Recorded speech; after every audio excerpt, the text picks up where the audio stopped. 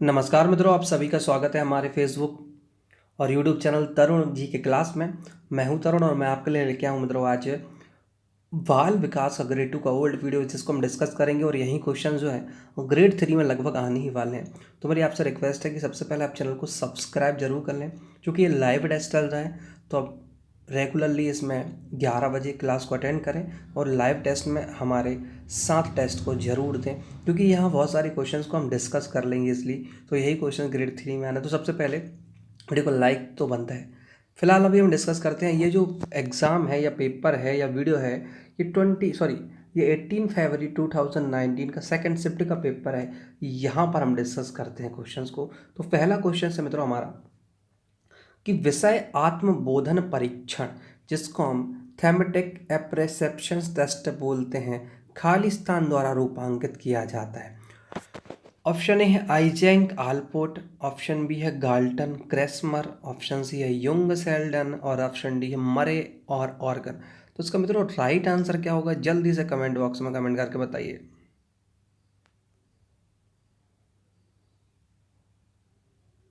हाँ, आपको 5 सेकंड का टाइम जरूर दिया जाएगा। तो इसका जो राइट आंसर है वो है मरे और मॉर्गन। नेक्स्ट क्वेश्चन है मित्रों हमारा सेकंड क्वेश्चन है, ध्यान से पढ़िएगा। आप एक बाल चिकित्सक हैं। 7 साल के तरुण को, देखो मेरा नाम भी आ गया। आप एक बाल चिकित्सक हैं। 7 साल के तरुण को ऑटिज्म से पीड़ित होने का शक था। आपने इस बालक को आकलन के लिए एक शैक्षिक मनोविज्ञान को देखने के लिए भेजा। शिक्षा मनोवैज्ञानिक आपको एक रिपोर्ट भेजता है और आपको उसमें आने वाले निष्कर्ष, उस बच्चे की माँ को समझने की आवश्यकता है। उसकी ताकत निम्नलिखित में से किस क्षेत्र में होने की सर्वाधिक संभावना है। ऑप्शन ए है मौखिक प्रस्तुति कौशल, ओरल प्रेजेंटेशन स्किल, या फिर मौखिक अवधारणा गठन, या फिर ब्लॉक डिजाइन, या फिर अमूर्त सोच। क्या होगा? बाल चिकित्सक है, ठीक है, और बच्चा ऑटिज्म से पीड़ित है। तो उसका राइट आंसर क्या होगा? हाँ, इसका जो राइट आंसर होगा मित्रों होगा वो ब्लॉक डिज़ाइन। क्या होगा? Block design. तो 7 साल का जो तरुण है वो ऑटिज्म से पीड़ित होने का शक था। आपने इस बालक को आकलन के लिए एक शैक्षिक मनोवैज्ञानिक को देख लिए कि भेजा। शैक्षिक मनोवैज्ञानिक की बात कर रहा हूँ मैं। शिक्षा मनोवैज्ञानिक आपको एक रिपोर्ट भेजता है और उसको आने वाले निष्कर्ष, उस बच्चे की माँ को समझाने की आवश्यकता है। उसकी ताकत निम्नलिखित में से किस क्षेत्र में अधिक होने की संभावना है? तो ब्लॉक डिजाइन, ठीक है।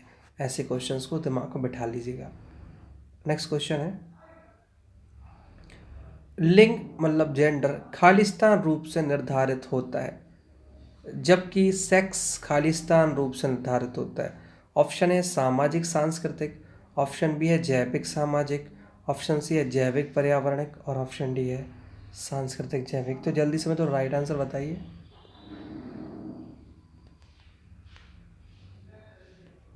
तो इसका जो राइट आंसर होगा वो होगा मित्रों हमारा सांस्कृतिक और जैविक। याद रखिएगा, option number D. Next question मित्रों हमारा कि बच्चे अक्सर माता पिता के बीच हुए झगड़े के लिए खुद को दोषी मानते हैं। पियाजे सिद्धांत इस विश्वास की क्या व्याख्या करता है? स्वार्थ, ऑप्शन बी है ए नहीं बी त्रुटि, ऑप्शन सी है संरक्षण, ऑप्शन डी है सर्वात्मवाद। क्या होगा दोस्तों राइट आंसर? इसका राइट आंसर है स्वार्थ। नेक्स्ट क्वेश्चन मित्रों हमारा, नियमों का एक सेट जो हमें अर्थ निकालने में मदद करता है। अर्थ निकालने में मदद करता है, निम्न में से रूप में किया जाता है या निम्न में से रूप में जाना जाता है। ऑप्शन ए वाक्य, ऑप्शन बी है फोनेम्स, ऑप्शन सी है शब्द, और ऑप्शन डी है सीमेंटिक। क्या होगा मित्रों इसका राइट आंसर? नियमों का एक सेट जो हमें अर्थ निकालने में मदद करता है, तो इसका जो राइट आंसर होगा वो होगा ऑप्शन नंबर डी, सीमेंटिक। क्या होगा? Option number D, semantic. Next question की ओर चलते हैं दोस्तों। नेक्स्ट क्वेश्चन है हमारा, त्रिषा एक 8 वर्षीय, क्वेश्चन है, त्रिषा एक 8 वर्षीय लड़की है जो आत्मविश्वास से अंकगणित कार्य करती है, जिसमें एक संख्या से शून्य को जोड़ना या घटाना शामिल है। पियाजे के अनुसार कौन सी संज्ञानात्मक क्षमता त्रिषा को अवधारणा समझने में सक्षम बनाती है? ऑप्शन ए है विकेंद्रण, ऑप्शन बी है संरक्षण, ऑप्शन सी है तार्किकता, लॉजिकल रीजनिंग, या ऑप्शन डी है विपर्यता। क्या होगा इनमें से राइट आंसर दोस्तों?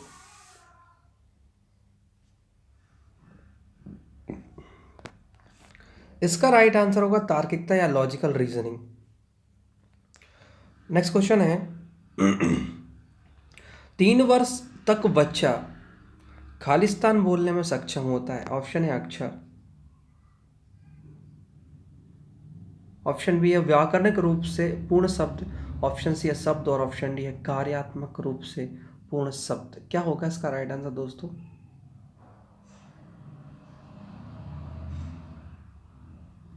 तो इसका जो राइट आंसर वो होगा कार्यात्मक रूप से पूर्ण शब्द।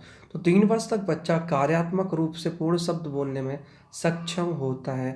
नेक्स्ट क्वेश्चन की ओर चलते हैं। नेक्स्ट क्वेश्चन है, अब्राहम मास्लो के अनुसार खालिस्तान मानव प्रेरणा की पराकाष्ठा है। ऑप्शन ए है सुरक्षा की आवश्यकता, ऑप्शन बी है संबद्धता एवं स्नेह की आवश्यकता, ऑप्शन सी है आत्मसिद्धि की आवश्यकता, और ऑप्शन डी है सम्मान की आवश्यकता। क्या होगा मित्रों इसका राइट आंसर?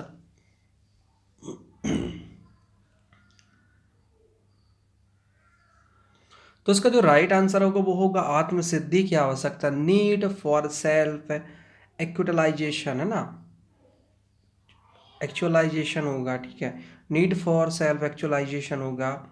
तो अब्राहम मास्लो के अनुसार आत्मसिद्धि की आवश्यकता मानव प्रेरणा की पराकाष्ठा है। नेक्स्ट क्वेश्चन की ओर चलते हैं दोस्तों। नेक्स्ट क्वेश्चन बोलता है, किस प्रकार की स्मृति प्रसंस्करण में किसी वस्तु की सतही विशेषता पर ध्यान केंद्रित शामिल है? ऑप्शन है गहरा स्तर संसाधन, ऑप्शन बी आंशिक संसाधन, ऑप्शन सी है विस्तृत संसाधन, और ऑप्शन डी उथला स्तर संसाधन। तो इसका जो राइट आंसर दोस्तों वो होगा उथला स्तर संसाधन। क्या होगा? उथला स्तर संसाधन हमारा राइट आंसर है। चलते हैं दोस्तों नेक्स्ट क्वेश्चन की ओर। और नेक्स्ट क्वेश्चन बोलता है कि अधिगम का कौन सा सिद्धांत परीक्षित जाता है, या अधिगम का कौन सा सिद्धांत परीक्षित जाता है जब बच्चा किसी परीक्षा में अच्छा प्रदर्शन करता है क्योंकि उसे एक नए फ़ोन का वादा किया गया था। समझना, नए फ़ोन का वादा करे तो वो अच्छा प्रदर्शन करता है। नकारात्मक पुनर्बलन, ऑप्शन बी है नकारात्मक दंड, ऑप्शन सी सकारात्मक दंड, और ऑप्शन डी है सकारात्मक पुनर्बलन। क्या कहलाएगा? मतलब आप उसको गिफ्ट दे रहे हो, वादा करते हो, तो वो अच्छा सा प्रदर्शन करने लग जाता है, मेहनत करने लग जाता है। तो ये है हमारा ऑप्शन नंबर डी, सकारात्मक पुनर्बलन, पॉजिटिव रेनफोर्समेंट आपको याद रखना है दोस्तों। नेक्स्ट क्वेश्चन है मित्रों हमारा कि अनुवांशिकता की इकाई क्या है? ऑप्शन बी है युग्मनज, ऑप्शन बी है जीन, ऑप्शन सी है निषेचित कोशिका, ऑप्शन डी है क्रोमोजोम। तो अनुवांशिकता की इकाई बताना, ये क्वेश्चन बहुत आता है। What is the unity of heredity? क्या कहलाता है? Unit of heredity, sorry. तो इसका जो राइट आंसर है वो है जीन। याद रखना, जीन। कई लोग ये ऑप्शन डी क्रोमोजोम्स लगाते हैं, जो गलत है बिल्कुल। एक्चुअली अनुवांशिकता की इकाई क्या होती है? जीन होती है। याद रखना, अनुवांशिकता की इकाई क्या होती है? जीन होती है ना। नेक्स्ट क्वेश्चन की ओर चलते हैं। और नेक्स्ट क्वेश्चन बोलता है कि आपका एक बच्चा अपने काम करता है, क्योंकि अगर वह करता है तो उसे चॉकलेट से पुरस्कृत किया जाएगा। चॉकलेट का वर्णन करने के लिए किस शब्द का प्रयोग या उपयोग किया जाता है?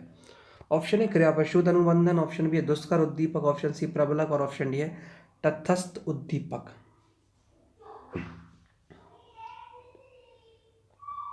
तो इसका जो राइट आंसर होगा मित्रों वो होगा हमारा प्रबलक, रेनफोर्सर, याद रखिएगा, ठीक है।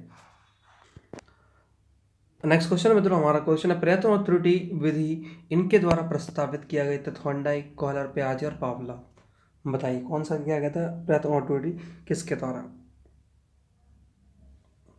तो इसका जो राइट आंसर है वो होगा हमारा ऑप्शन नंबर ए, थॉर्नडाइक, जिसने कैट पर प्रयोग किया था। याद रखना, थॉर्नडाइक के सबसे ज़्यादा मेथड ही पूछी जाती है, प्रयास, त्रुटि, प्रयत्न, भूल और ना जाने कितने सारे सिद्धांत हैं। तो आपको सब याद रखना है, पावलोव का भी पता है, पियाजी का भी पता है, कॉलर का।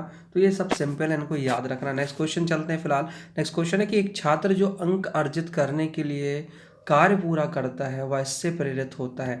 आवश्यकताओं को जानना, आंतरिक कारक, बाहरी कारक, या फिर महारत, लक्ष्य, या फिर मास्टरी गोल्स। क्या होता है इसका राइट आंसर? जो अंक अर्जित करने के लिए कार्य करता है और यही आपके लिए भी इम्पोर्टेंट है, और ये आप कुछ ना कुछ कर ही रहे हो। तो इसका जो राइट आंसर होगा मित्रों वो होगा बाहरी कारक। क्या होते हैं? एक्सटर्नल फोर फैक्टर्स होते हैं। याद रखिए क्यों होता है भाई, क्योंकि सपोज आप वर्ग 3 या MPTT में अच्छे मार्क्स लेके आएंगे तो आपको जॉब मिलेगी। जो कौन सा कारक है? बाहरी कारक है, इसलिए वो मेहनत करता है।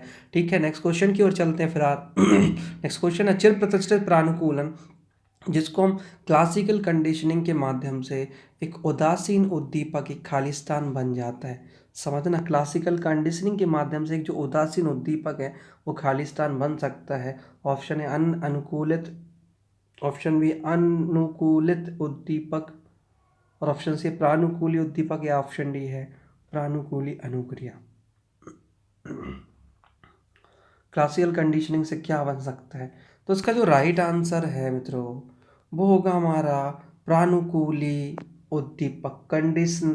कंडीशनाइड स्टिमुलस कहलाता है जो प्रानुकूली उद्दीपक बन जाएगा। तो इसको वर्ड को याद रखना, चिर प्रतिष्ठित प्रानुकूलन क्लासिकल कंडीशनिंग से जो एक उदासीन उद्दीपक है वो किस में कन्वर्ट हो जाएगा? प्रानुकूली, मतलब कंडीशनाइज्ड स्टिमुलस में कन्वर्ट हो जाएगा।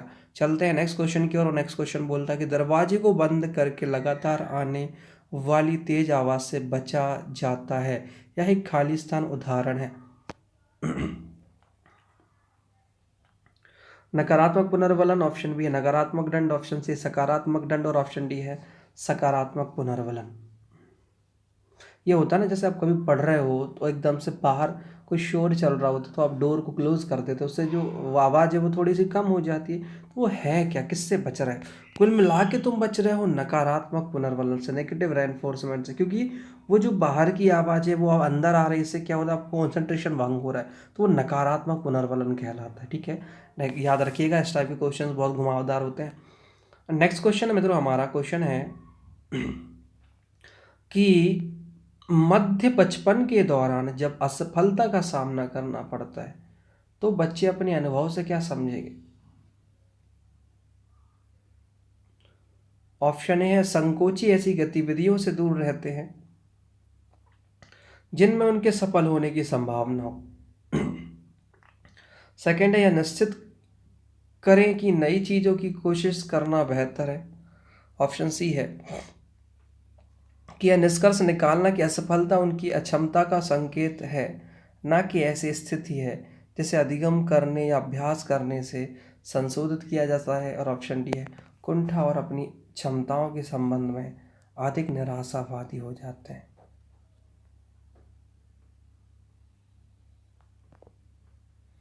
इसका राइट आंसर क्या है दोस्तों? तो इसका जो राइट आंसर है वो है हमारा निष्कर्ष निकालना कि असफलता उनकी अक्षमता का संकेत है, ना कि ऐसी स्थिति का जिसे अधिगम करने या अभ्यास करने से संशोधित नहीं किया जा सकता है।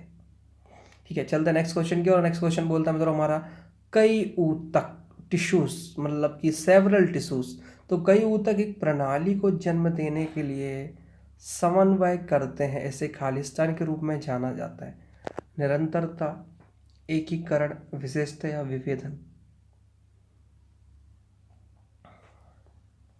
तो उसका जो राइट आंसर होगा वो क्या होगा? इंटीग्रेशन, मतलब कि एकीकरण। देखो, छोटे छोटे छोटे छोटे ऊतक मिले बन गया एक स्ट्रॉन्ग ऊतक बड़ा। तो कई ऊतक की प्रणाली को जन्म देते हैं, उसको क्या कहते हैं? हम एकीकरण कहते हैं। और नेक्स्ट क्वेश्चन है मित्रों हमारा कि कौन सा सिद्धांत अराजकता, नेटवर्क और जटिलता एवं आत्मसंगठन सिद्धांतों द्वारा खोजे गए सिद्धांतों को एकीकृत करता है? ऑप्शन ए है संज्ञानात्मक, ऑप्शन बी है संयोजनवाद, ऑप्शन सी है व्यवहारवाद, और ऑप्शन डी है मानवतावाद।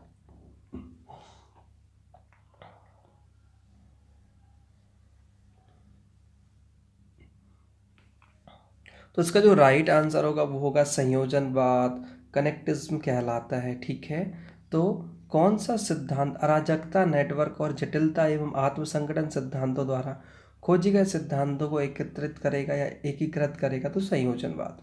नेक्स्ट क्वेश्चन मित्रों हमारा, निम्नलिखित में से कौन समावेशी शिक्षा में एक शिक्षण कौशल नहीं होता है ना? याद रखना कौन सा है ना, इंक्लूसिव जो एजुकेशन होता है ना, समावेशी, उसमें शिक्षण कौशल नहीं। ऑप्शन ए निर्माणात्मक, ऑप्शन बी उपलब्धि, ऑप्शन सी योगात्मक और ऑप्शन डी है प्रदर्शन। तो इसका जो राइट आंसर है वो है निर्माणात्मक। याद रखना फॉर्मेटिव, ये समावेशी शिक्षा में एक शिक्षण कौशल नहीं है, लेकिन उपलब्धि, योगात्मक और प्रदर्शन होता है। और आज का लास्ट क्वेश्चन है दोस्तों, निम्नलिखित में से किस प्रकार के पालन पोषण से बच्चे के विकास में लाभ होने की संभावना सबसे कम है?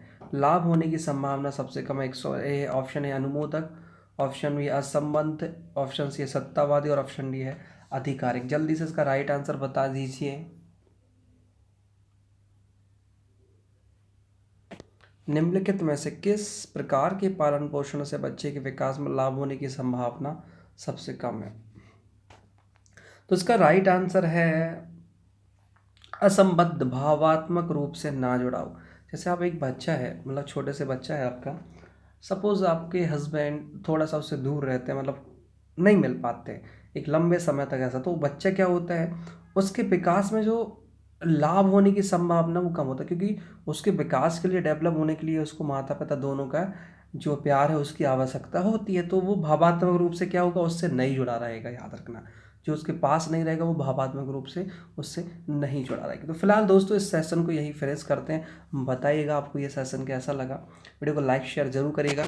11 बजे रोजाना हमारे इस यूट्यूब चैनल पर क्लास होती है, तो कृपया कर इस चैनल को सब्सक्राइब कर ले, जरूर ही करें, क्योंकि आपको बहुत सारे सब्जेक्ट के यहाँ पर अच्छे अच्छे क्वेश्चंस यहाँ पर हम डिस्क्रिप करते हैं, यहाँ पर डिस्कशन करते हैं। तो बने रहने के लिए धन्यवाद। मिलते हैं हम नेक्स्ट डे कल 11 बजे। जब तक के लिए आपको जय हिंद, जय भारत।